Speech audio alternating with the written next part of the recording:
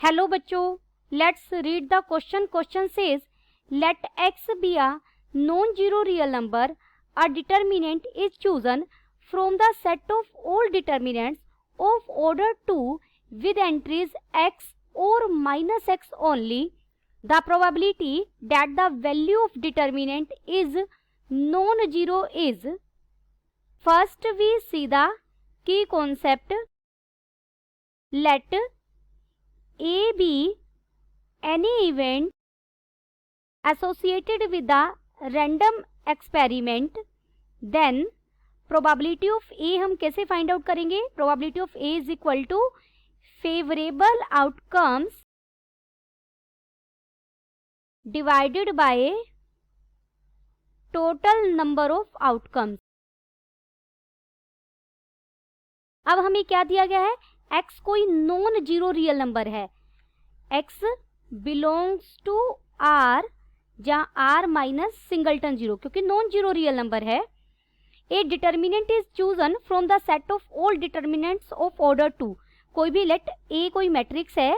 अगर ए मैट्रिक्स है 2x2 order की, तो ए मैट्रिक्स मैंने मान लीजिए लेट की ए बी सी डी. तो डिटर्मिनेंट ऑफ ए क्या हो जाएगा यहाँ पर? Therefore determinant of A is equal to determinant of A B C D और इसका डिटर्मिनेंट. डिटर्मिनेंट हम कैसे फाइंड आउट करते हैं? इन दोनों की प्रोडक्ट करेंगे तो ए डी, बीच में माइनस का साइन आएगा, और फिर इन दोनों की प्रोडक्ट, ये हो जाएगा बी इंटू सी यानी बी सी. अब हमें 2x2 ऑर्डर की मैट्रिक्स लेनी है और हमारे पास चॉइसेस क्या है? किस सेट से हमें एलिमेंट डालना है? एक्स या माइनस एक्स हम डाल सकते हैं. अब ए को मैं क्या पुट कर सकती हूँ? या एक्स या माइनस एक्स. तो ए के लिए कितने चॉइसेस हैं मेरे पास? 2. आप कुछ भी रख सकते हैं. बी के लिए भी कितनी चॉइसेस हैं? 2. सी के लिए भी कितनी चॉइसेस हैं? 2. और डी के लिए भी कितनी चॉइसेस हैं? 2. तो टोटल कितनी चॉइसेस हो गई मेरे पास? 2⁴.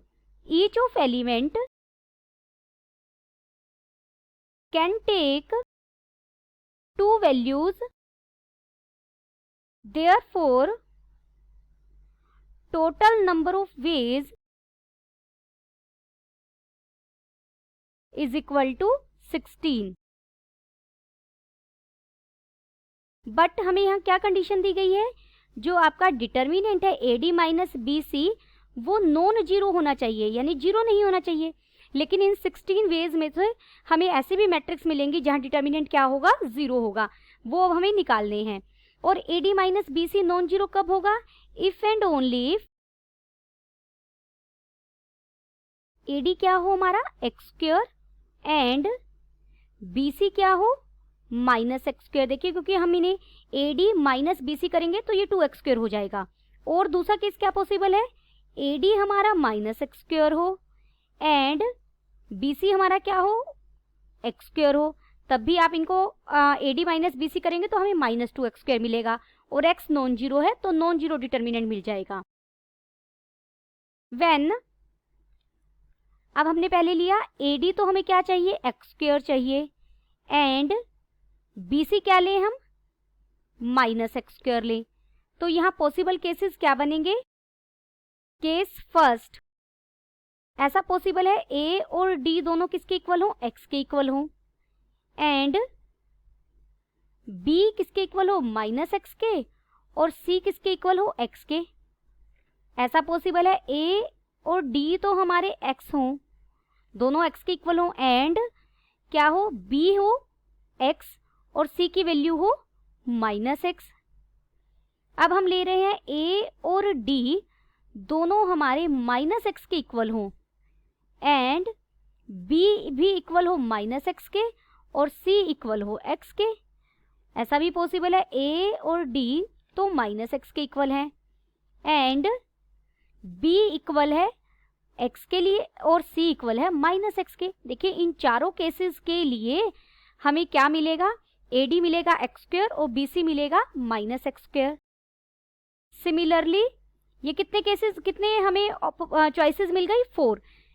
Similarly if we take a d is equal to -x square and b c is equal to x square, we get 4 ways.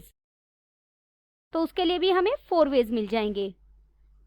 और यहाँ भी है दैट इज वी गेट, ये मैं ऊपर वाले केस के लिए लिख रही हूँ 4 वेज। तो टोटल वेज कितने हो गए हमारे पास? 8 वेज ऐसे हो गए जहां डिटर्मिनेंट नॉन जीरो मिलेगा।